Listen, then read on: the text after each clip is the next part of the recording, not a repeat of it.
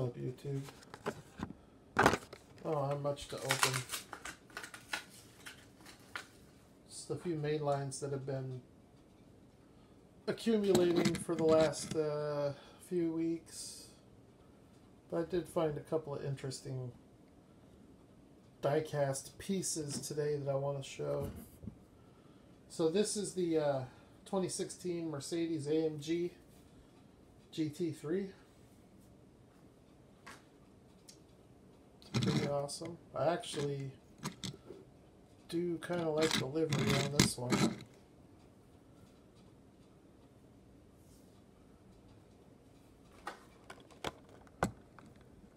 Got this 2017 Jeep Wrangler Unlimited. Not really sure how I feel about this one. It's kind of a goobery casting. There's a ton of plastic in this casting.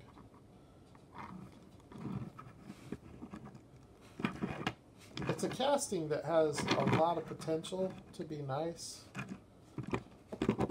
but I don't know. And this one here is one of the best toolings Hot Wheels has done in a while. For me, this one is up there with the Nissan 240. What is it, 240 SX? Or 200? I don't know, I forget which one it is, but I like this livery better than the last two.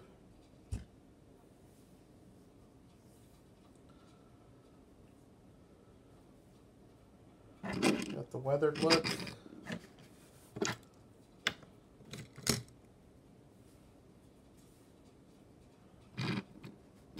Pretty dope. I love the simplicity of this. If I was into customs, I'd be doing a lot of these. There's a lot you could do with that flatbed. Anyways, so there's those. A couple more main lines. These are older Matchbox main lines, though. These are expensive main lines. This is from 2009, 1968 Toyota Land Cruiser. FJ40. Yeah,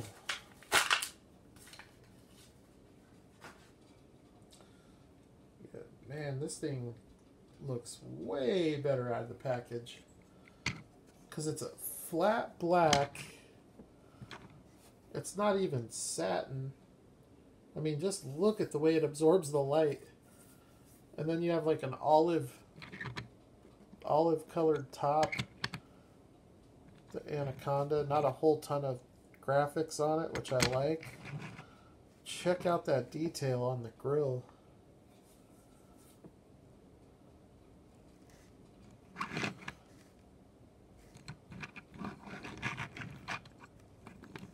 I like that. This is one of my all-time favorite Matchbox toolings. So this one here might be my favorite of all of them. This is from 2008. I found these cars for $1. Man, I wish he would have had more, because I would have bought every single one. These are the old tooling, the good tooling, where it's all metal. You don't have any of the plastic junk like you do with the new ones they're putting out. This is an awesome color. I like the white wheels. Another really nice front end. Probably actually even better than the last one. Not too shabby for a mainline dollar car. And it even has taillights. So I really like this one. This is my favorite Land Cruiser of all the Matchbox Land Cruisers that I have. Alright, so these two, well here, I'll let you guys look at these Land Cruisers while I open these. I found these today. They are M2. I don't buy a lot of M2. I'm not a big fan of M2.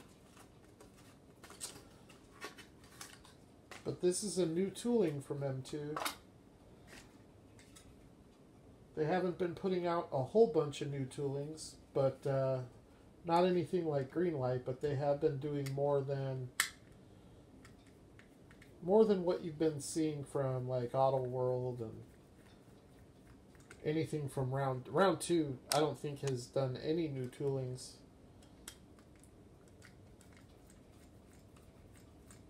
One thing I noticed is that on this casting, being a new casting, they had to drill different holes in the base to get it mounted to the base. So that's something that's kind of interesting.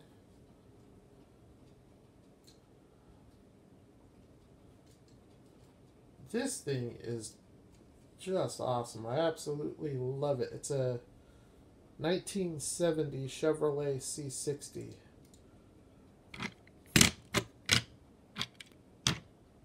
And outside of the Auto Japan cars, this is my favorite tooling that Greenlight has done in a long time. Not the biggest fan of the stake bed, although it does look pretty good. But I think you can take that off and just go with the flatbed. What I think would look way better is if it had like a flat rusted paint job on the cab and then like a weathered, like rotted wood look to the bed. But there are a couple of things about this tooling that I'll talk about. This one does have the tow hitch.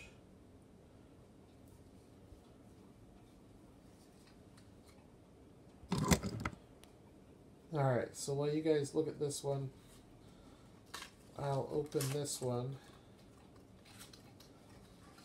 Very surprised to find this one, actually. I thought the scalpers would be all over this one. See, and it's weird because on this one, they were able to mount it to the base in the already existing holes.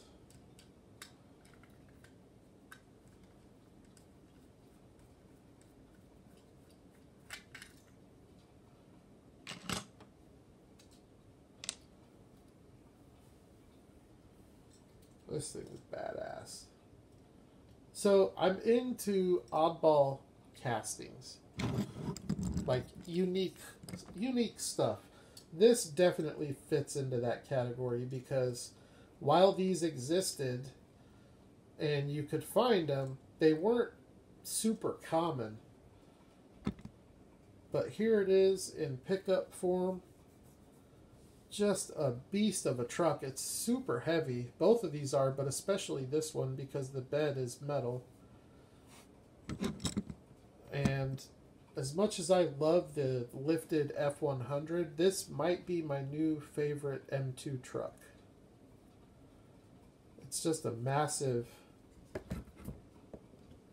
It's a massive casting. But there are a couple of things about it that I question. Like, I love the detail and the top. I love that the doors and the hood do not open. It's almost as if M2's been listening to what I've been saying.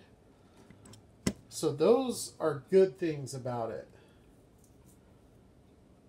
All of the detail looks really good. The trim detail, the tailgate. Here's kind of where I have an issue. The front end detail's really good, but on this piece, of all the castings you have, on this one, you couldn't do lens headlights. That to me is kind of irritating. But it still looks really good, and as I said, I'm really glad that they didn't go with the opening doors or opening hood.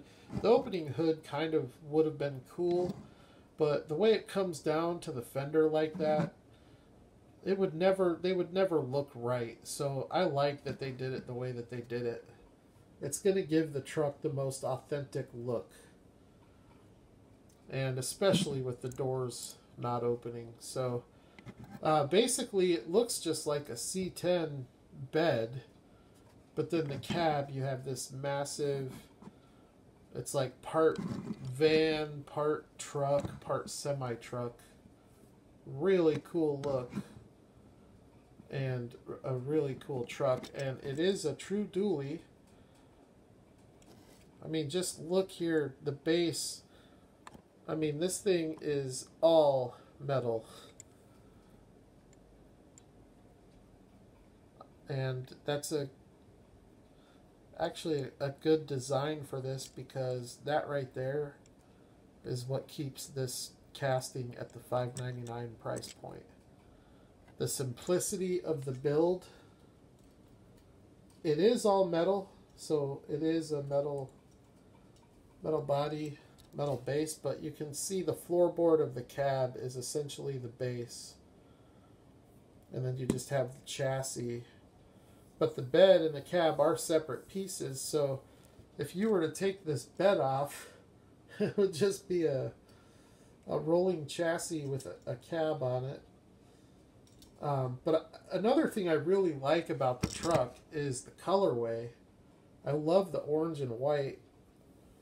Really nice look. I definitely like this one more than the steak bed. But if I were a customizer, I would stock up on these, because that thing is like ready to go for some awesome customs. You could do a flatbed car hauler. I saw somebody put a green light dump bed in it. That would have been cool to see a dump bed on it. But I am very happy with these two.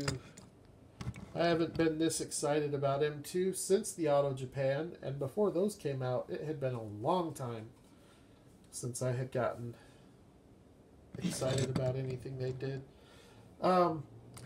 Going back a little bit with M2, back to 2014, here's an older Chevy pickup that they did. It's a 1956 Chevy Cameo. So you can see they do make a pretty decent truck. It's definitely nicer than the Johnny. I still think green light makes the nicest Chevy truck, but they don't do a 56 Cameo and they don't do a 1970 C60. So this thing is really heavy, but it just, as heavy as it is, it feels kind of cheap to me. There's so many extra pieces on it that are just a breath away from being broken off or falling off. These panels on the bed are extra pieces. Obviously the tail lights and the bumper. The top, I think, is a separate piece because I've had this rattle loose on a bunch of them. You have all these extra pieces with the headlights and the grille. But anyways, I like this truck, but I definitely I want to see more stuff from the 70s and 80s, and this is a good start to that. We actually do see a decent amount of stuff from the 70s, because the muscle car era kind of went into that decade. But I would like to see more run-of-the-mill sedans and passenger cars, vans, which I think we are starting to see more of that stuff. But now I want to start seeing more of that stuff going into the 1980s. And I think as time progresses, it's only a natural assumption that that's what's going to happen, because as all the old timers continue to get old, those muscle cars of the 50s and 60s become less popular, And then the younger generations, like mine, start getting up there in age, and we're going to want to see the cars we grew up with, which were not 69 Camaros and 67 Mustangs. So it's going to be interesting to be around for that progression in the diecast hobby. It'll be interesting to see if any of these brands respond to it. I think Greenlight will. They've already shown that they're willing to be aggressive and expand their tooling catalog. I just hope that they don't overdo it. You know, a good example or a good analogy, I grew up in Denver, and I don't know if you guys are sports fans at all or not, but the Rockies have been a horrible franchise for a long time. And in the late 90s, they went out, it might have been early 2000s, they went out and spent a bunch of money on two pitchers. One by the name of Mike Hampton, and the other was Denny Nagel. And they were both really good pitchers. But they spent a ton of money on these guys, and it didn't pan out. And so what they did after that is they refused to give anybody a big contract like that. And so I hope that that doesn't happen with Greenlight. You know, I hope they don't spend all this money and then feel like they don't see the payoff, so that they don't ever do it again. But anyways, not to go too off topic, there's the haul. Not much of a haul, but a couple of cool cars to look at. I think that C60 is going to display very nicely, as is that blue Land Cruiser. I'll show you guys one more thing real quick, because some of you might be confused what I'm talking about.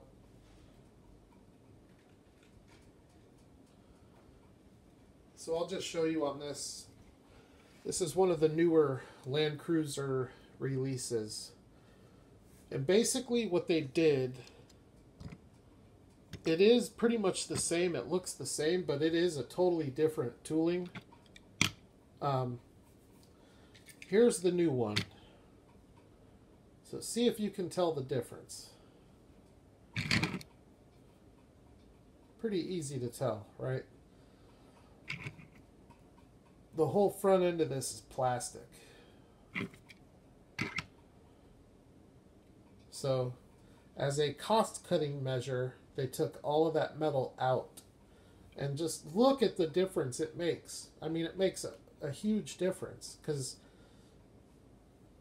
if you're going to do this, you have to detail that every time. They should at least run that Tampo over the front of this every time. You can feel a difference in the weight, too. There's a huge difference in the weight. From the side, they look pretty much the same, but look at the front fenders. Plastic, metal. And so when I say old tooling and new tooling, when you hear me reference that with the Matchbox Land Cruisers, that's what I'm talking about.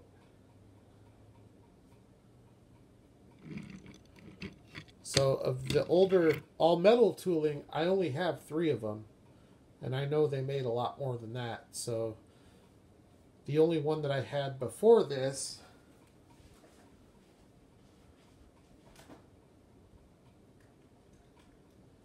is this one here. This was the last one they put out with that old tooling with all the metal. Was this one here. After this, they went to the plastic front end. Now I have wheel swapped this one, but I have another one that is not drilled, but definitely looks better with real riders on it, even though they're not true real riders. They're actually Hot Wheels. They're Hot Wheels wheels and Johnny Lightning tires, because the Hot Wheels wheels were too big. But this was the last one. It's pretty awesome, though. It has that vintage Toyota graphic.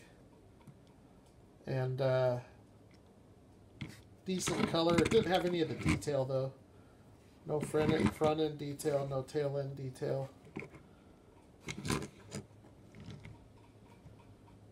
Still, this is still probably about a $10 car. It's not like these colored ones like this can get way up there. There's a red one that's like a $160 car loose. And it came from a 10-pack. It was the 10-pack exclusive, so it's pretty rare. So if you have this in red, go ahead and give yourself a good pat on the back. And if you have any of these that you'd be interested in trading, let me know. I'm interested in trading for them. So, all right, everybody, thanks for checking it out. Hopefully this was adequate. I know the content in this one might have been kind of questionable. I'm not a big fan of M2, but this was one of those castings. When I saw it on the shelf at Walmart, I was like, okay, I'll take that one home with me. And they were all there except for the tow truck, and I left the rest. This was the only casting that I wanted, and so, all right, well, you all have a good rest of your week. Happy hunting, and I will holler at the next video. Hopefully the next video will have a new diorama, or hopefully, if not the next video, the next 2 or 3 videos. So